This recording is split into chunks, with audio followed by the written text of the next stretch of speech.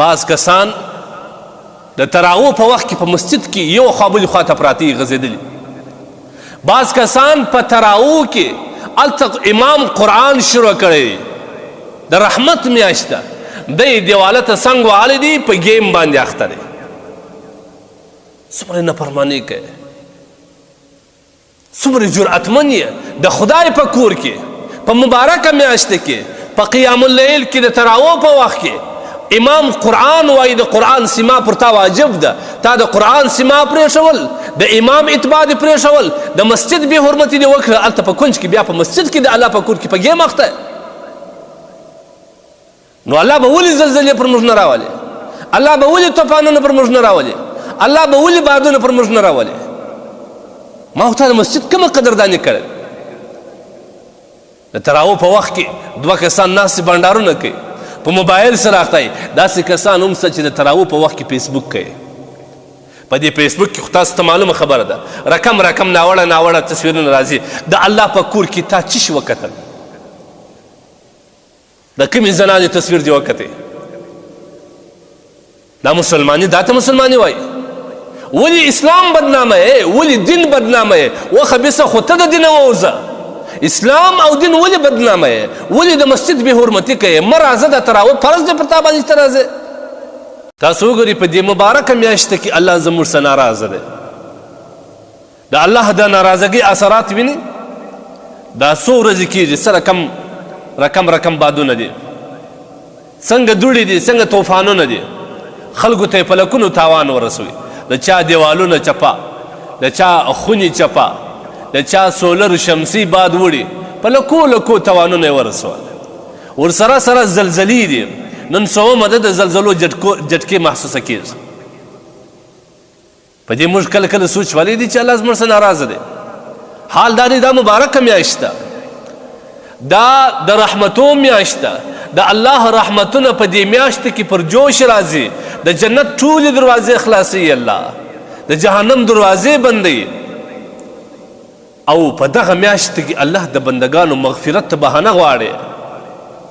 بندگان په زرګونه نه، په لکونه نه، په میلیونو باندې، په اربو باندې، دور تعداد باندې انسانان د جهنم د اور نه ازادي الله پاک. لیکن د هغه باوجود چې دا دومره قدردانه میاشت ده، په دې قدردانه میاشت کې الله بندگانو ته د خپل ناراضګۍ اثرات ښیي. دپاره د څه شي؟ چې د انسانان عبرت واخلي. کله زموږ قوم عبرت اخلي، کله عبرت اخلي. افسوس پر موږ باندې. ګورې دا واورئ، قرآن کې د کوم قوم لپاره چې الله جل جلاله عذابونه راوستلي دي، او قرآن کې تذکره ده مختلف عذابونه الله پر مختلف اقوام راوستلي دي. پر بعض باندې الله طوفان راوستلی دی، پر بعض باندې سیلابونه راغلی دي، په بعض باندې زلزلې راغلی دي، په بعض باندې قحط سالي راغلی دي، په بعض باندې د اسمانو څخه ډبرې هم راورېدلې دي. د دې وجه او علت قرآن بیان کړی دی. وجه او علت دا دی چې دا خلق د الله او د الله د رسول نافرمانی کول، د الله پر رسول استهزاء ول، مذاق او رشخند په وهي، د الله قول او د الله احکاماتو ته توجه نه کول، سرغړونه کول. الله په مختلفو عذابو باندې ونیول کسان. قرآن کې الله موږ ته وایي ظهر الفساد فی البر والبحر بما کسبت ایدی الناس. په وچه او لنده کې چې کوم فساد تاسو وینئ، کم بادونه، سیلابونه، قحط سالي، دا تاسو وینئ، دا د انسانانو د خپل لاس کړنه ده، د خپلو اعمالو وجه ده.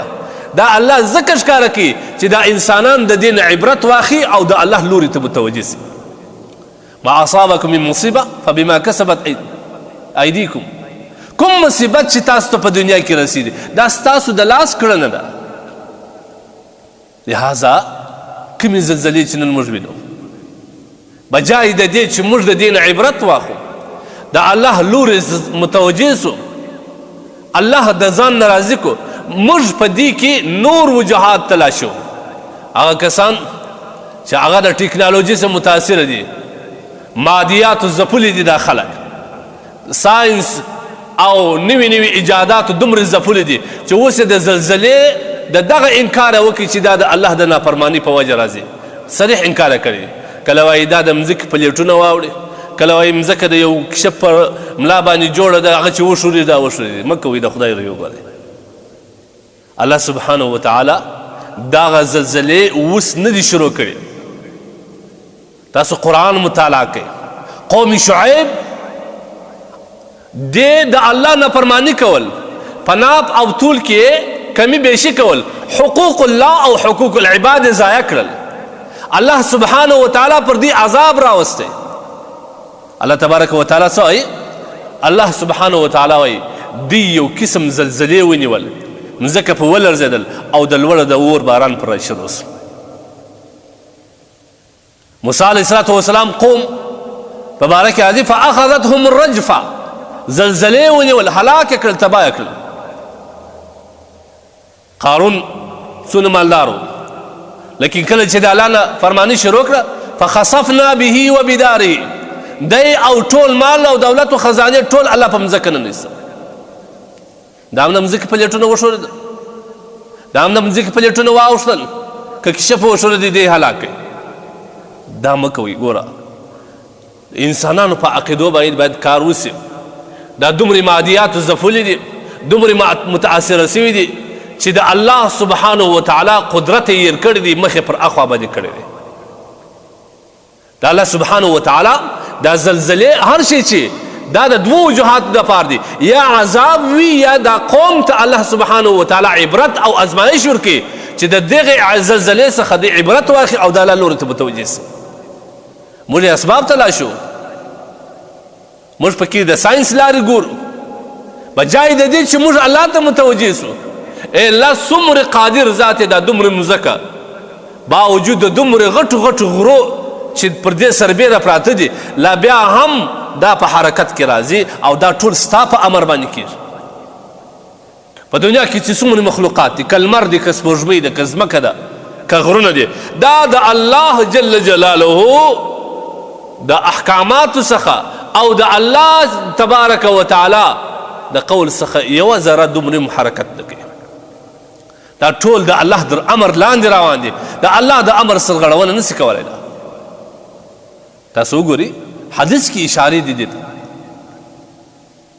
په کومو اعمالو باندې زلزلې زیاتېږي نبی علیه الصلاه والسلام حدیث د ابو هریره رضی الله تعالی عنه روایت دی نبی علیه الصلاه والسلام یو روایت کې فرمایي چې کله دغه لس شان په دې امت کې زیات سي الله پر دې امت باندې سره سره دوړې بادونه او طوفانونه راولي او زلزلې پر دې ملت باندې پر دې امت باندې راولي ګورې دا اثرات معلومه خبره شوه چې دا د اعمالو په وجه باندې دا زلزلې راځي نبی علیه الصلاه والسلام وایي کله چې انسانان مال غنیمت دا د ځان ملک وګرځي مال غنیمت ډیر مهم شی دی اوس پر هر یوه بحث کوم دا ډیر وخت غواړي کله چې انسانان غنیمت دا د ځان مال وګرځي په امانت کې خیانت شروع کړي زکات نه ورکوي دا د مال تاوان بولي چې دا زکات زه ورکړم خو زما مال کمیږي دا بعض مالداران به تاسو وینئ په روژې کې په زکات باندې ځان اچي دروازې بندې کړي یا ولاړ سي پر یو خوا باندې سفر وکړي یا د عمرې په سفر باندې ولاړ سي ډېر به دا عمره ستا هم قبوله سي زکات د مال تاوان بولي علم د پیسو دپاره حاصلوي او بل دا نبی علیه الصلاه والسلام کله چې انسانان خپل میرمنې ته پر مور ترجیح ورکړي د میرمنې په وجه مور وهي مور ته چپ عورت ګایږي بدې خبرې ورته کوي شکنځل ورته کوي د میرمنې پر سر باندې او کله کله انسان خپل ملګري دوست ته انډیوال ته پر پلار ترجیح ورکوي پلار ته وایي زما بیټک ته به نه راځې نن زما انډیوالان راغلي دي د انډیوال پر سر و پلار ته خبرې کوي شکنځل ورته کوي جنګ او جدال ورسره کوي دا موږ تصویرونه په دا معاشره کې نبی علیه الصلاه والسلام 1400 کاله مخکې بیان کړي دي موږ یې اوس په سترګو وینو دا څونه انسانان سته چې د انډیوال پر سر باندې یې پلار شړلی دی بدې ورته ویلي دي شکنځل یې ورته کړي دي ان تر دې چې د جنګ رسېدلی او نبی علیه الصلاه والسلام فرمایي چې کله په مسجدو کې شور او شغب زیات سي نور وجوهات هم نبی علیه الصلاه والسلام په دې روایت کې بیان کړي دي وخت کم دی د دې په وجه باندې الله سبحانه وتعالی پر بندگانو باندې طوفانونه راولي، سره سره بادونه پر راولي او زلزلې پر راولي، قحط سالي پر راولي، لپاره د دې چې د خلک عبرت واخلي. تاسو وګورئ په مسجدو کې شور و شغب زیات دی که نه دی؟ نن سبا چې کوم تراویح په مساجدو کې کېږي، دا ویډیو به تاسو وینئ، دا ویډیو کلیپان د سوشل میډیا د لارې بعض کسان د تراویح په وخت کې په مسجد کې یو خوا بلې خوا ته پراته یي غځېدلي. بعض کسان په تراویح کې هلته امام قرآن شروع کړی د رحمت میاشت ده، دی دیواله ته څنګ وهلی دی، په ګیم باندې اخته دی. څومره نافرماني کوي، څومره جرأتمن یې د خدای په کور کې په مبارکه میاشت کې په قیام اللیل کې د تراویح په وخت کې امام قرآن وایي د قرآن سما پر تا واجب ده. تا د قرآن سما پرېښول، د امام اتباع دې پرېښول، د مسجد بې حرمتي دې وکړه، هلته په کونج کې بیا په مسجد کې د الله په کور کې په ګیم اخته. نو الله به ولې زلزلې پر موږ نه راولي؟ الله به ولې طوفانونه پر موږ نه راولي؟ الله به ولې بادونه پر موږ نه راولي؟ ما خو تا د مسجد کومه قدرداني کړې؟ د تراویح په وخت کې دوه کسان ناست بنډارونه کوي، په موبایل سره اخته وي. داسې کسان هم شته چې د تراویح په وخت کې فیسبوک کوي. په دې فیسبوک کې خو تاسو ته معلومه خبره ده، رقم ناوړه تصویرونه راځي. د الله په کور کې تا څه شي وکتل؟ د کومې زنانې تصویر دې وکتې؟ دا مسلماني، دا ته مسلماني وایي؟ ولې اسلام بدنامه یې؟ ولې دین بدنامه یې؟ وخبیثه خو ته د دینه ووځه. اسلام او دین ولې بدنامه یې؟ ولې د مسجد بې حرمتي کوې؟ مه راځه، د تراویح فرض دی پر تا باندې چې ته راځې. د چي دپاره راځې؟ د الله قهر ته دعوت ورکوې. دا نور انسانان د الله تبارک وتعالی په قهر په غضب باندې ته مخته کوې. مه کوئ د خدای دپاره. الله تبارک وتعالی زموږ څخه ناراضه دی. په دې مبارکه میاشت کې الله زموږ څخه ناراضه دی. عایشه رضی الله عنها فرمایي، یو کس د عایشه رضی الله عنها څخه پوښتنه کوي صحابي، وایي دا زلزلې ولې راځي؟ عایشه رضی الله عنها ورته وایي کله چې په قوم کې زنا عامه سي، شراب څښل عام سي، بیا الله تبارک وتعالی غیرت پر جوش راځي، د دې قوم ته د عبرت لپاره الله زلزلې راوځي. اوس په دې روژې مبارکه میاشت کې داسې ځوانان هم شته چې د نامحرمو ښځو سره رابطې کوي. داسې ځوانان هم شته چې د نامحرمو ښځو سره ملاقاتونه کوي، یوازې خلوت کې ملاقاتونه کوي. دا نبی علیه الصلاة والسلام حدیث دی چې د انسان سترګې هم زنا کوي، خوله هم زنا کوي، لاس هم زنا کوي، پښې هم زنا کوي، غوږ هم زنا کوي. د سترګو زنا دا ده نامحرمو ښځو ته کتل، د لاس زنا دا ده نامحرمو ښځو ته لاس وروړل، د پښو زنا دا ده د نامحرمې ښځې په خوا روانېدل، او د غوږو زنا دا ده چې د نامحرمې اواز په غوږو باندې اورېدل.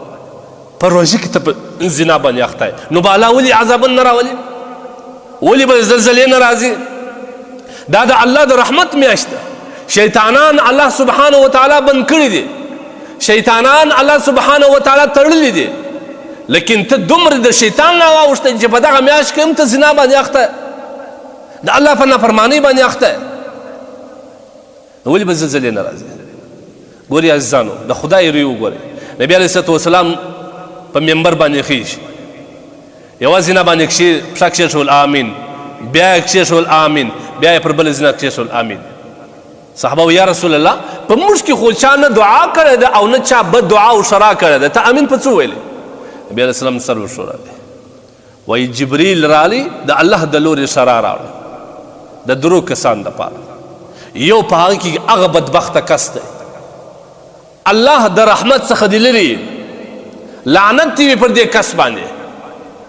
لعنت یوه معنا هم دا ده چې د الله د رحمت څخه لرې کېدل، لعنت وي او د الله د رحمت څخه دې لرې وي دا کس چې د روژې مبارکه میاشت راله او دی خدای ته متوجه نه سو، الله ته یې رجوع نه وکړل، ګناهو دپاره استغفار نه وغوښتی، توبه یې نه وکړل، د هغه څه ډک د ګناه د روژې ووتی، دغه کس چې د الله د رحمتو څخه لرې وي. موږ ځان د دې شرا مستحق جوړو. څومره جرأتمن یې، څومره جرأت په تا کې دی. ته د الله د عذاب تاب لرې، د دنیا د اور معمولي اور تاب ته لرې، د جهنم د اور څنګه به تاب راوړې؟ مه کوئ، په معمولي اعمال باندې خپل ځواني مه خرابوه، خپل آخرت مه تباه کوه. دا روژې مبارکه میاشت ده. په دې میاشت کې الله ته متوجه سئ. کله چې زلزلې راسي بله ورځ ما ته یو چا ویل دا اوس وړ موره چې زلزله راغلې وایي په یو لاندې زمین کې خلک په پتو باندې اخته وه چې کله زلزلې سوې دوی هم راوځغستل. نو ما خدای پاک دغه زیرخانه یا زرزمین پر دې باندې راړولې وای هلته کې ختم کړي وای دا به د ټول انسانیت دپاره یو عبرت وای په دغه مبارکه میاشت کې. بیا نو د خدای د قهر تاب هم نه لرې رازغلې هم په پتو باندې په روژه کې اخته یې د الله تبارک وتعالی د قهر تاب هم نه لرې. نو ولې به زلزلې نه راځي؟ ولې به پر موږ طوفانونه دا هم پر موږ کم دی. اوس هم الله ډېر رحیم ذات دی چې پر موږ خو د ډېر سختو عذابو لایقت درلودې او لایقه وو، لیکن اوس هم د الله رحم دی پر موږ باندې. معمولی جټکه راکړي چې بکه زما بنده زما لوري ته متوجه سه بس که. ما درته وویل چې د روژې میاشتې فرشته اعلان کوي یا باغی الخیر اقبل، دا د خیر میاشت ده، دا د الله ته د نزدېکت و د قرب میاشت ده، بس راسته. و یا باغی الشر اقصد، ای د شر غوښتونکې ټول کال دی شر وکړي، نافرمانۍ دې وکړل، ګناهونه دې وکړل، قسم قسم ګناهونه دې وکړل. روژه د دې نه ده، بس که دا میاشت د دې نه ده.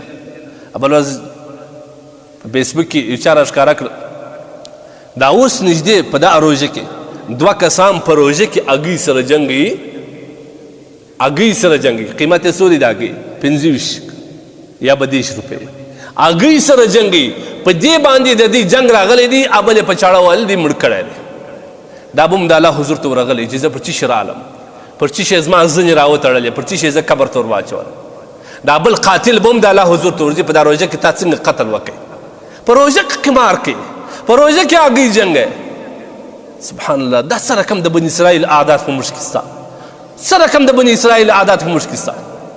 باوجود د دې چې د رحمت میاشت ده، د مغفرت میاشت ده، د جهنم څخه د ازادۍ میاشت ده، موږ ټول شاته وغورځول، نور مې قمار او خمار ته مخه کړل، هګۍ جنګوو، چکې کوو، ټورنمنټونه جوړوو، پتې کوو، رقم رقم ناوړه اعمال کوو، رقم رقم سروزونه غږوي. د شپې تاسو وګورئ په دا بنګلو کې څه رقم د سروزو آواز راوځي. اوف، الله پاک جل جلاله دې موږ ته هدایت وکړي. په دې روژې په میاشت کې پکار دا ده علاج دا دی چې موږ الله ته متوجه سو. دغه کلمه ډېره وایست، لا اله الا انت سبحانک انی کنت من الظالمین. د قرآن آیات هم دی. ربنا ظلمنا انفسنا وان لم تغفر لنا وترحمنا لنكونن من الخاسرین. الله ته متوجه سي. دا د الله د ناراضګۍ علامې دي او الله په ډېر معمولي شی زموږ سره راضي کېږي. 2 رکعاته نفل وکړه، توبه وباسه، په دې روژه کې توبه وباسه.